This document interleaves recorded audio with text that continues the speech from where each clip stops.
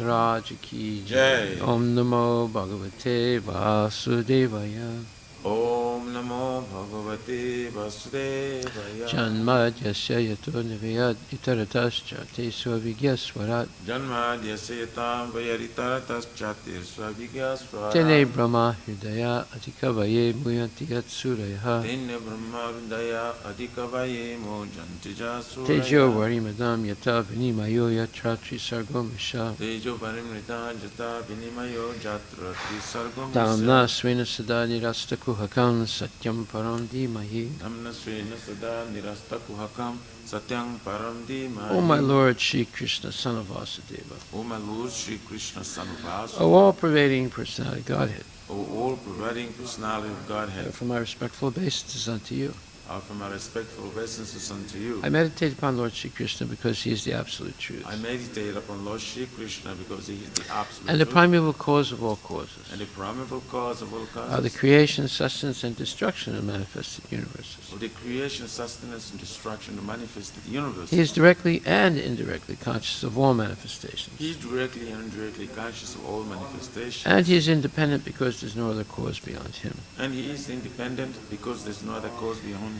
It is he only who first imparted the Vedic knowledge unto the heart of Brahmaji. It is he only who first imparted Vedic knowledge unto the heart of Brahmaji. The original living being. The original living being. By him, even the great sages and demigods are placed into illusion. By him, even the great sages and demigods are placed into illusion. As one is bewildered by the illusory representations. As one is bewildered by the illusory representations. Of water seen on fire, land seen on water. Of water seen on fire, land seen on water. Only because of him do the material universes. Only because of him do the material universes. Temporarily manifested by the reaction to the three modes of nature. Temporarily manifested by the reaction to the three modes of nature. Appear factual, although they are unreal. Appear factual, although they are I therefore meditate upon him, Lord Shri Krishna. I therefore meditate upon him, Lord Shri Krishna. Who is eternally existent in the transcendental abode. Who is eternally existent in the transcendental abode. Which is forever free from the illusory representations of the material world. Which is forever free from the illusory representation of the material world. I meditate upon him, for he is the absolute truth. I meditate upon him, for he is the absolute truth. Dharma projita kaitravudra.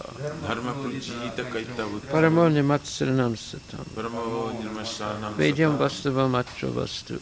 Vedyam vastavam atravastu. Shivadam tapa trayon mulanam. Shivadam tapo trayon mulanam. Srimad Bhagvatam Mahamuni krite. Srimad Bhagvatam Mahamuni. Kim vaparer ishvara. Kim vaparer ishvara. Sadyo hridi avarudyate tra.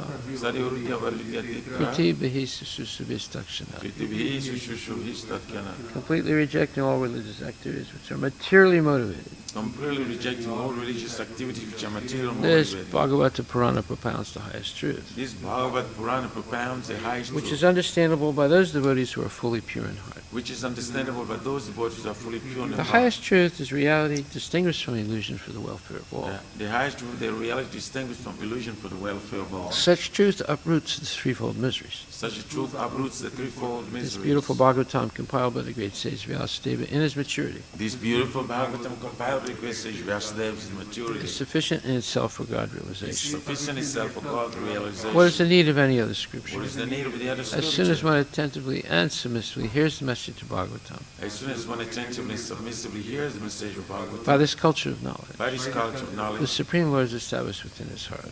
the Supreme Lord is established within his heart. Nigama kalpatarur galitam phalam. Nigam ampakapotarigam phalam. Sukamukad amrita dravya samyatam. Sukamukad amrita dravya samyatam. Pibata Bhagavatam rasam alayam. Pibata Bhagavatam rasam alayam. Muhur aho raska bhuvibhavakaha. Muhur aho rasika bhuvibhavakaha. O expert and thoughtful man, relish Srimad Bhagavatam. O expert and thoughtful man, relish Srimad Bhagavatam. The mature fruit of the desired true Vedic literatures. The mature fruit of the desired tree of Vedic It literature. emanated from the lips of Sri Sukadeva Goswami. It emanated from the lips of Sri Sukadeva. Therefore, this fruit has become even more tasteful. Therefore, this fruit has become even more tasteful. Although its nectarian juice was already relishable for all, Although its nectarian juice was relishable for all, including liberated souls. including liberated souls. Shinvatam Swakata Krishna. Srinvatam Swakata Krishna. Punya Shravana Kirtana. Punya Shravana Kirtana. Hridyantaksto hi Bhadrani. Vidyantasto hi abhadrani. Vidunati Srihitsatam. Vidunati Surisatam.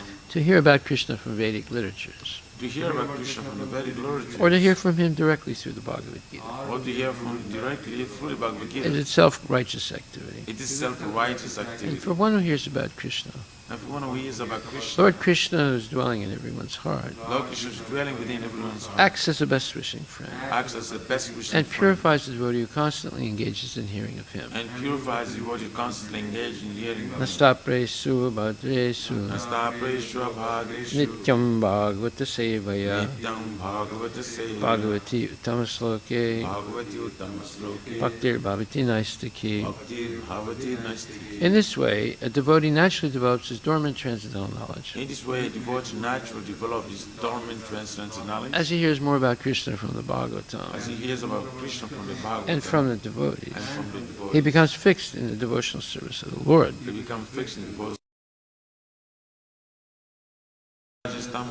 Kamalobhadayaschaye Cheta itaranavidam Stikvam Sattve Prasidati. Stitam sarve prasidati. By development of devotional service, By the development of devotional service, one becomes freed from the modes of passion and ignorance, one becomes freed from the modes of passion of ignorance, and thus material lust and avarice are diminished. and as material lust and avarice that Evam diminish. prasana manaso Evam prasthana manas Bhagavat Bhakti Yogataha Bhagavat Bhakti Yoga Bhagavat Tattva Vijnanam Bhagavat Tattva Mukta Sangasya Jayate. Mukta Sangha Sajayate. When these impurities are wiped away, When these impurities are wiped away, the candidate remains steady in his position of pure goodness, the candidate remains steady in his position of pure goodness, becomes enlivened by devotional service, becomes enlivened by devotional and service, understands the science of God perfectly. and understands the science of God perfectly. Vidyate Hridaya Grantis Vidyate Hridaya Grantis Chidyante Sarvasamsaya Chidyante Sarvasamsaya Siyante Chasya Karmani Chidyante Chasya Krishna Karmani Evatmanishware. Krita Evan Manishwari. Thus Bhakti Yoga severs the heart not of material affection, Thus the Bhakti Yoga severs the heart not to material affection, and enables one to come at once to the stage of a samsayam samagram, and enables one to come at once to the stage of Samshaya Samagrama, understanding of the supreme absolute truth, personality of Godhead. understanding the supreme absolute true personality of Godhead. Therefore, only by hearing from Krishna or from his devotee in Krishna consciousness Therefore, only by hearing from Krishna or from his devotees in Krishna can consciousness one understand the science of Krishna. can one understand the science of Krishna. Srimad Bhagvatam, Canto 2, Chapter 3, verse number 18. Translation by Srila Prabhupada. Do the trees not live? Do the bellows of the blacksmith not breathe? No reciting Sanskrit? Oh, sorry. Tarava kim na jivanti, vastra kim na swasantyuta, nakadanti na mehanti, kim grame pasavo pare. Do the trees not live? Do the bellows of the blacksmith not breathe? All around us, do the beasts not eat and discharge semen? Purport by His Divine Grace, A.C. Bhaktivedanta Swami Srila Prabhupada. The materialistic man of the modern age will argue that life, or part of it, is never meant for discussion of theosophical or theological arguments. Life is meant for the maximum duration of existence, for eating, drinking, sexual intercourse, making merry, and enjoying life. The modern man wants to live forever by the advancement of material science, and there are many foolish theories for prolonging life to the maximum duration. But the Srimad Bhagvatam affirms that life is not meant for so-called economic development or advancement of materialistic science, for the hedonistic philosophy of eating, mating, drinking, and merrymaking. Life is solely meant for tapasya, for purifying existence, so that one may enter into eternal life just after the end of the human form of life. The materialists want to prolong life as much as possible because they have no information of the next life. They want to get the maximum comforts in the present life because they think conclusively that there is no life after death. This ignorance about the eternity of the living being and the change of covering in the material world has played havoc in the structure of modern human society. Consequently, there are many problems multiplied by various plans of modernized man. The plans for solving the problems of society have only aggravated the troubles. Even if it is possible to prolong life more than 100 years, advancement of human civilization does not necessarily follow. The Bhagavatam says that certain trees live for hundreds and thousands of years. At Vrindavan, there's a tamarind tree. The place is known as Imlitala, which is said to have existed since the time of Lord Krishna. In the Calcutta Botanical Garden, there is a banyan tree said to be older than 5,000 years, and there are many such trees all over the world. Swami Sankaracharya lived only 32 years, and Lord Chaitanya lived 48 years. Does it mean that the prolonged lives of the above-mentioned trees are more important than Sankara or Chaitanya? Prolonged life without spiritual value is not very important. One may doubt that trees have life because they do not breathe. But modern scientists like Bose have already proved that there is life in plants. So breathing is no sign of actual life. The Bhagavatam says that the bellows of the blacksmith breathes very soundly, but that does not mean that the bellows has life. The materialist will agree that life in a tree and life in the man cannot be compared, because the tree cannot enjoy life by eating palatable foods or by enjoying sexual intercourse. In reply to this, the Bhagavatam asks whether other animals like dogs and hogs living in the same village with human beings do not eat and enjoy sexual life. The specific utterance of Srimad Bhagvatam in regard to other animals means that persons who are simply engaged in planning a better type of animal life, consisting of eating, breathing, and mating, are also animals in the shape of human beings. A society of such polished animals cannot benefit suffering humanity, for an animal can easily harm another animal, but rarely do good. Srimad Bhagavatam, Grantaraj, Ki Jai, Srila Prabhupada, Ki Jai. Do the trees not live? Do the bellows of the blacksmith not breathe? All around us, do the beasts not eat and discharge semen? So, this is a very important verse and purport, because, first of all, it explains all the misconceptions of the materialists, and secondly, explains what the real purpose of human life is. So if we understand this, we will not waste our life on frivolous activities. So first of all, what are the misconceptions of the materialists that are presented in schools as the truth? So number one,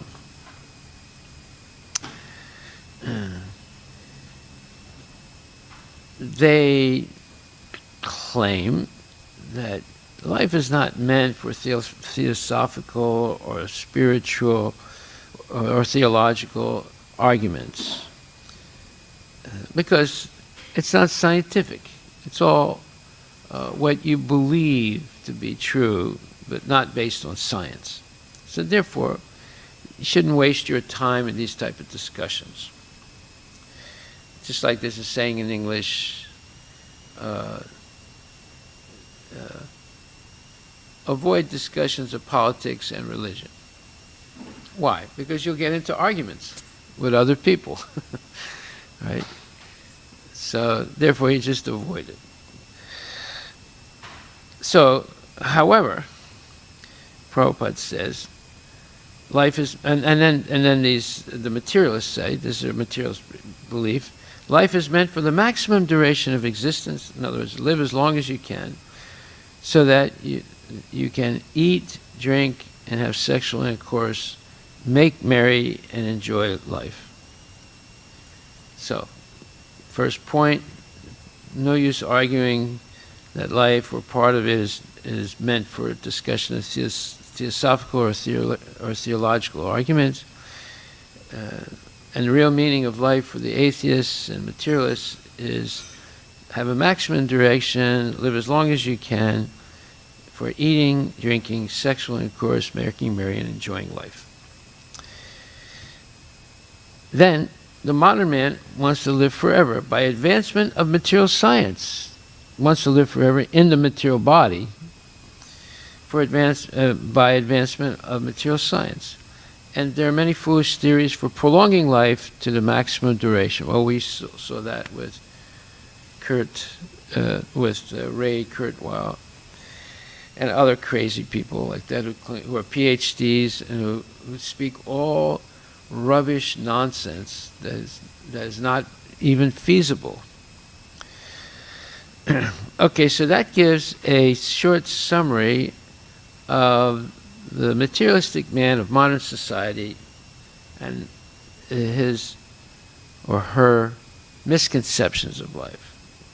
You can add to that, like for example, they believe that that when you die, that's the end of everything. There's nothing beyond death. Everything is just in this body, in this life.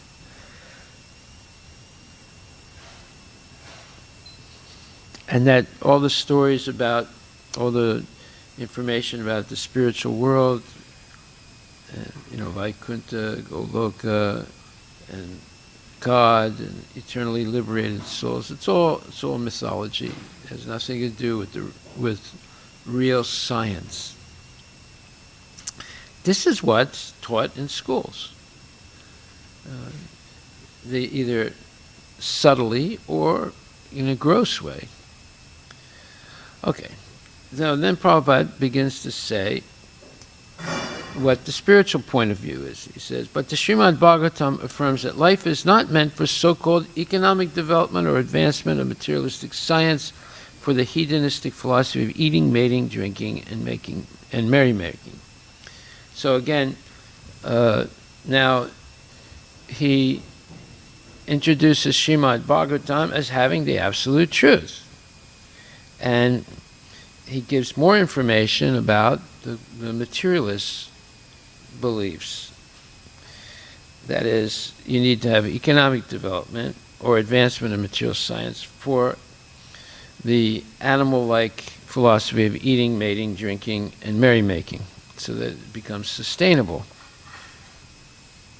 And now Prabhupada says what is explained in Srimad Bhagavatam as the purpose of life. Life is solely meant for tapasya, for purifying existence, so that one may enter into eternal life just after the end of the human form of life. So here he explains what the purpose of life is. It's for purification. And there's a statement in the Manu Samhita which says, Pravritir esa bhutanam nivritis mahaphalam. Everyone in material life is attracted to furthering the way of attachment, called pavriti marga. Marga means the path of attachment, pavriti. But the greatest treasure is to be gained by following the path of detachment, nivriti marga. Then Srila Prabhupada comments that we may have material tendencies in this material world, but human life is meant for us to learn to curb those tendencies, those material tendencies. We should not be carried away by the propensities of defective, conditioned life, but be guided by the principles of Shastra. Now, this is violently opposed by the materialists. They would say this is complete nonsense, and they would argue against this. Therefore it says, na te vidhu swargatim hi vishnum durasaya ye bahir artamanina andayatandar upaniyamanas te pisatantriyam urudamni badha. Persons who are strongly entrapped. This is Srimad Bhagavatam 7.5.31. Persons who are strongly entrapped by the consciousness of enjoying material life and who have therefore accepted as their leader or guru a similar blind man attached to external sense objects cannot understand that the goal of life is to return home back to Godhead and engage in the service of Lord Vishnu.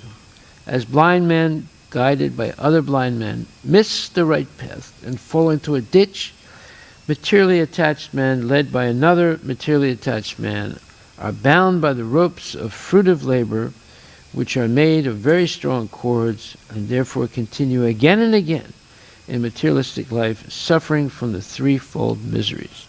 So that's Srimad Bhagavatam 7.5.31. And then in the Brihad Aranyakya Upanishad 3.8.10, Yova etad aksharam gargi aviditva samal lokat praitisa kripana. So this is a very important verse that's quoted in Bhagavad Gita, 2nd chapter, 7th verse, where it says, "He is a miserly man who does not solve the problems of life as a human, and who thus quits the world like the cats and dogs without understanding the science of self-realization."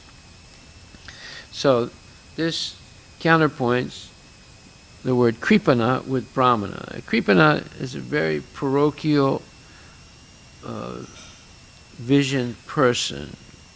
He thinks that it's basically, kripana is a miser because he denies himself the happiness of Krishna consciousness, and he lives in a very, very reduced consciousness of eating, sleeping, mating, and defending like an animal.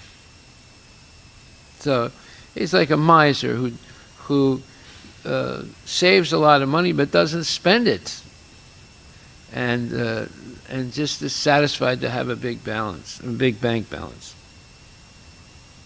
The opposite of a kripana is a brahmana who quits his body knowing viditva.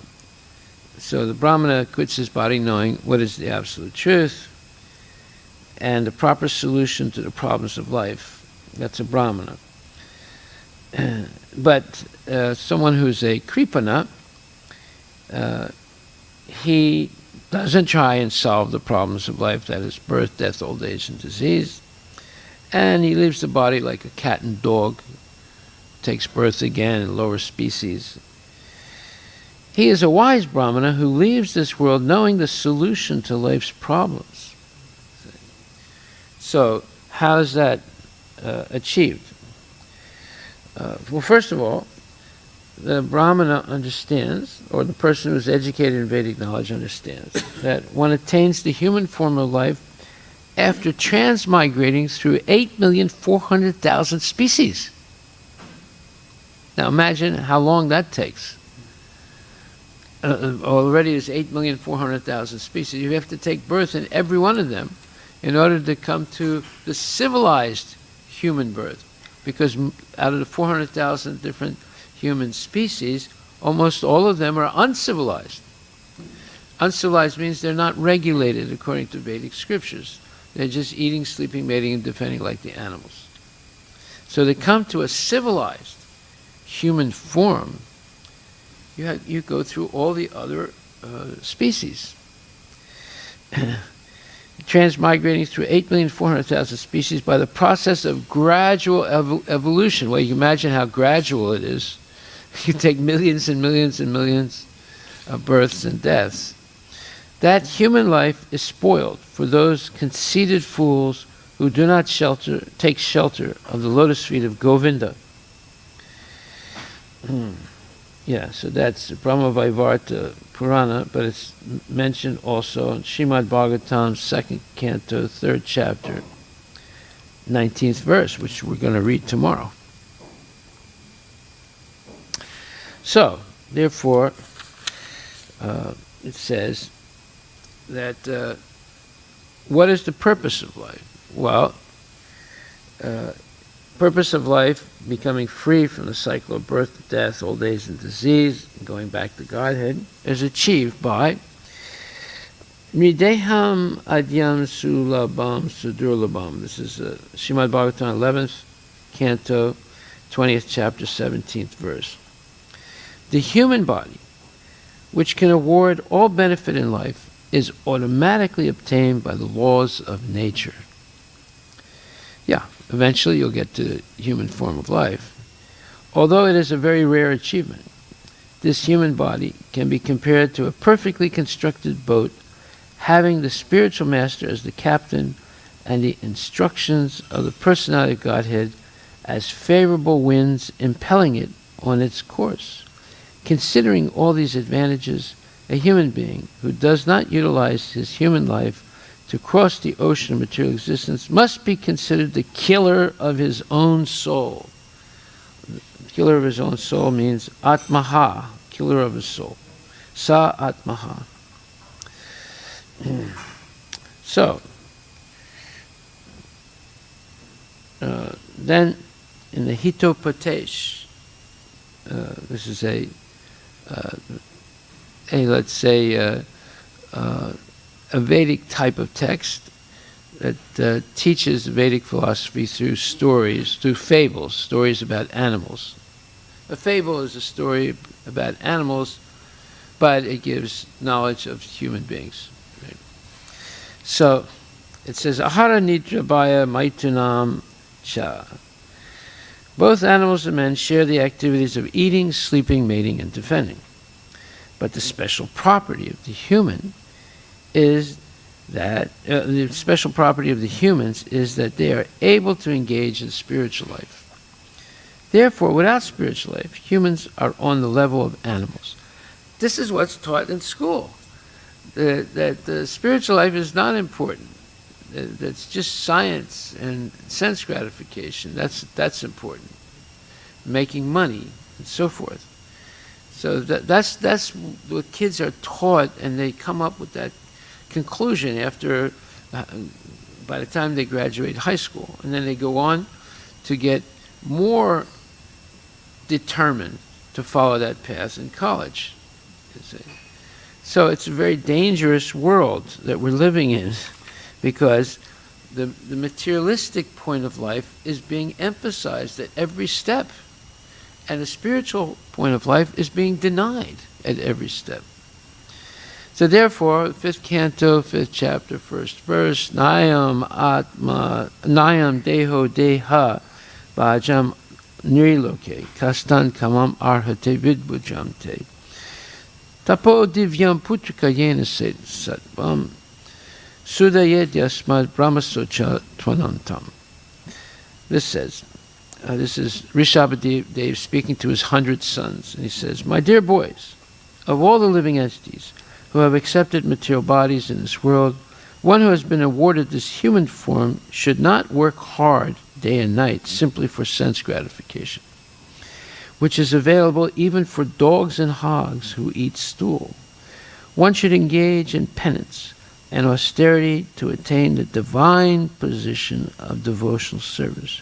By such activity, through penance and austerity, one's heart is purified, and when one attains this position, he attains eternal blissful life, which is transcendental to material happiness and which continues forever. So, this material life is stop and go, stop and go, stop and go. Spiritual life is eternal and never ending. So, there's some interesting points to be made here. And 11th chapter, 32nd verse says, Shri Bhagavan Uvacha Kalosmi Lokashaya Krit Praviddo. The Supreme Personality of Godhead said, Time I am, the great destroyer of the worlds, and I have come to destroy all people, with the exception of you, the Pandavas. All the soldiers here on both sides will be slain. So in the purport, Prabhupada says, although Arjuna knew that Krishna was his friend and the Supreme Personality of Godhead, he was puzzled by the various forms exhibited by Krishna. Yeah, this universal form puzzled him, right? Therefore, he asked further about the actual mission of this devastating form. It is written in the Vedas that the supreme truth destroys everything, even the Brahmanas, as stated in the Kathopanishad 1.2.25. Yasya Brahma Chatram Cha Ubhe Bhavata Odana mrityur yasyo paset janam ka ita veda yatra saha. Even eventually, all the brahmanas, kshatriyas, and everyone else are devoured like a meal by the Supreme. This form of the Supreme Lord is the all-devouring giant. It's talking about the Virat Rupa. And here Krishna presents himself in that form of all-devouring time. Except for a few Pandavas, everyone who was present on that battlefield would be devoured by him. Arjuna was not in favor of the fight, and he thought it was better not to fight. Then there would be no frustration. In reply, the Lord is saying that even if he did not fight, every one of them would be destroyed, for that was his plan. If Arjuna stopped fighting, they would die in another way. Death could not be checked even if he did not fight. In fact, they were already dead. Time is destruction, and all manifestations are to be vanquished by the desire of the Supreme Lord. That is the law of nature. So, these idiots who are trying to prolong life or make human life in the human body eternal don't understand that it's impossible to overturn the laws of nature. Everyone's going to be born, they're going to grow, they're going to stay, they're going to give off byproducts like children, they're going to dwindle, and they're going to die. That's the law of nature. You cannot change it. You cannot stop it. So therefore, rather than trying to solve the problems of life through economic development, through scientific research, and different technologies, etc., one should engage in tapasya. Now, what is tapasya? Tapasya is explained in 10th chapter. 10th chapter, where is it explained? Verses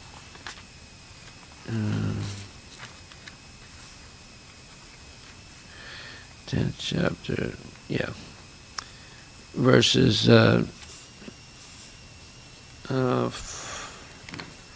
verse number 4 and 5, where it says,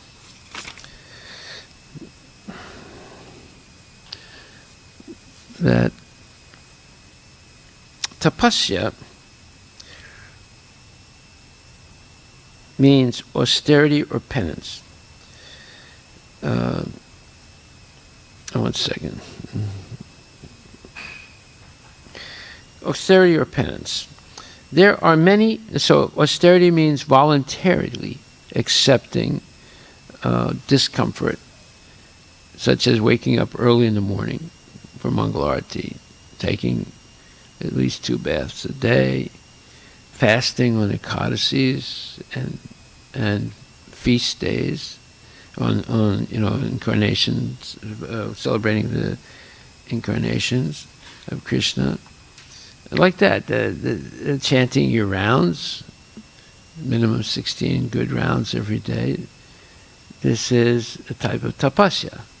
It's accepting some, what might be considered a hardship, but you're doing it for the sake of spiritual advancement, of following the orders of spiritual master and Krishna.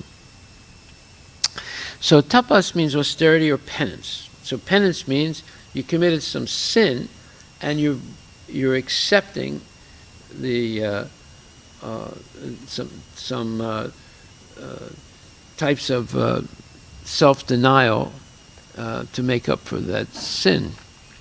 So there's tapasya or austerity or penance. There are many rules and regulations in the Vedas which apply here, like rising early in the morning and taking a bath. Sometimes it is very troublesome to rise early in the morning, but whatever voluntary trouble one may suffer in this way is called penance. Similarly, there are prescriptions for fasting on certain days in a month. One may be inclined to practice such fasting, but one may not be inclined to practice such fasting, but because of his determination to make advancement in the science of Krishna consciousness, he should accept such bodily troubles when they are recommended. However, one should not fast unnecessarily or against Vedic injunctions. One should not fast for some political purpose. That is described in Bhagavad Gita as fasting in ignorance. And anything done in ignorance or passion does not lead to spiritual advancement. Everything done in a mode of goodness does advance one, however, and fasting done in terms of the Vedic injunctions enriches one in spiritual knowledge. Okay? So, therefore, the definition of tapasya is to accept some bodily discomfort or mental discomfort in order to make spiritual advancement. Mm-hmm. Okay. So, then we see that Srimad Bhagavatam, 7th canto, 6th chapter, 1st verse, Kumara acharet pragyo. One who is sufficiently intelligent should use the human form of body from the very beginning of life, in other words, from the tender age of childhood, to practice the activities of devotional service, giving up all other engagements. The human body is most rarely achieved, and although temporary like other bodies, it is meaningful, because in human life one can perform devotional service.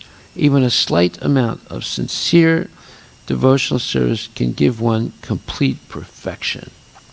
So these are all very precious instructions. And then in the Katha Upanishad 1.3.14 it says, Uttista Jagrata Prapya Varam Nibodhana Vibodhata Sorasya Nisita Durat Yaya Durgam Pantascha Kavayo Vadanti. O living entities, you are sleeping in this material world. Please get up and take advantage of your human form of life. The path of self-realization is very difficult. It is sharp like a razor's edge. That is the opinion of learned transcendental scholars. So when it says that this path of devotional service is like a razor's edge, that means a little deviation you get cut. Right? If you're balancing yourself on the blade of a razor, so if you make a false move, you'll get cut. So that's what happens in devotional service. So it is difficult for people who are still attached to material sense gratification, but it's actually easy for people who have lost that attraction, and therefore they can walk the straight path back to Godhead without any hesitation. Okay, so therefore our purpose in life should be to find out about Krishna. That's what our real purpose of life is. The more we know about Krishna, the more we're liberated. Janma karma chame divyam ivam yoveti tatvata tyakva deham punarjanma naiti mameti sarjana. 4th chapter, 9th verse, it says, the one who understands the mysterious appearance and activities of the Supreme Lord does not, upon leaving the body, take birth again, but comes back to me, Krishna says. So therefore, the real goal of life is to know Krishna, to spend our time and energy trying to learn more and more about Krishna and our relationship with him. That's the real goal of life, because that will liberate us from the cycle of birth and death. All that scientific knowledge doesn't liberate you, it just gets you entangled more. Every time they discover one new thing, there are 3 new problems that arise. So it's never ending. But if you give up if we give up sense gratification and give up believing that economic development will solve the problems of life, then we become confident that spending our time in Krishna consciousness is the real beneficial way of living, and we can go back to Godhead and solve the whole problem of material life. So these are some points in this verse today. There's also long life doesn't mean anything. because there are trees that live 5,000 years. Breathing doesn't mean anything, because they're living entities that don't breathe like we do, right? Like fish, they live underwater their whole life, and they have a different way of sustaining life. So, and trees, they don't look like they're breathing, but yet they're living. So we should not be fooled by false assumptions. The materialists will argue that life in the tree and life in man cannot be compared, because the tree cannot enjoy life by eating palatable dishes or by enjoying sexual intercourse. In reply to this, the Bhagavatam asks whether other animals like dogs and hogs living in the same village with human beings do not eat and enjoy sexual life. The specific utterance of Srimad Bhagavatam in regard to other animals means that persons who are simply engaged in planning a better type of animal life, consisting of eating, breathing, and mating, are also animals in the shape of human beings. A society of such polished animals cannot benefit suffering humanity, for an animal can easily harm another animal but rarely do good. So that's what's happening today. There's so much harmful activity taking place by so-called civilized people, but they're not civilized. They're gross animals. So yesterday I told the story about the man I met at Home Depot. There's one thing I did not mention. As we were talking, and we started getting into a very deeper spiritual instruction, I explained to him there are two fundamental books for spiritual knowledge. Of course, there's the Bible, the Quran, etc., but there are two fundamental texts in the Vedic tradition, the Bhagavad Gita and Srimad Bhagvatam. I said, "Oh, Bhagavad Gita, yeah, I'm really interested in that." I was shocked when he said that. I forgot to mention that. And he said, I have a lot of respect for that book. I mean, I don't think he's read it, but he's heard some things about it, right? So I told him, yeah, I teach Bhagavad Gita every day, and we have a class every morning on Bhagavad Gita and the Srimad Bhagvatam. These are the two most important Vedic texts. So he got really excited. And then I told him how he could, take part in the classes by, on the internet. But you see, here's a person who has no real connection with Vedic culture, but yet he's heard about it, and he has this inherent respect for it. That means that he's a fortunate person, because he must have been very pious in his previous life, and his near-death experience made him very sober, but he didn't know where to go or how to pursue his second chance at becoming Krishna conscious. But by that chance, by that serendipitous meeting in the Home Depot and the discussion we had, let's see what he's going to do. But he was also interested in Bhagavad Gita.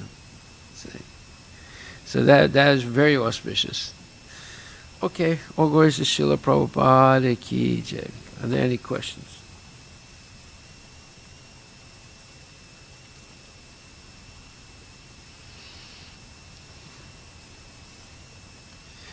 Hare Krishna. Thank you very much.